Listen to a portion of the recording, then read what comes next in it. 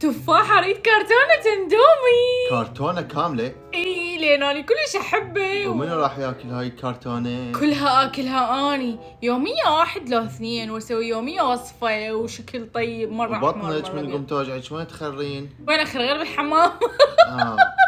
زين والبهارات هاي المو زينة شلون بالله؟ ما خليها اني ذاك اليوم خليت ويا لبن وشوية ليمون صار طعمه يخبل. مبين طيب. اي والله تفاح يفوتك، يعني اريد العالم كلها تجرب هاي الوصفة يا تفاح.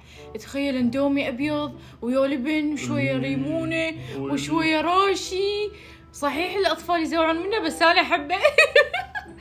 حتى الاطفال ما ياكلون وياي. بس ليمونة انت دقيقة، انت مو قلت لي راح اترك الاندومي وهذا مضر ومو زين بالصحة وهذا اخر تشيس. مو شوف هو اخر تشيس، قلت هذا اخر تشيس. انه وراه جبت تشيس قلت هذا اخر تشيس. اي وراها جبت تشيس قلت هذا اخر تشيس. وهكذا استمرت السلسلة وهكذا استمرت التشياسة.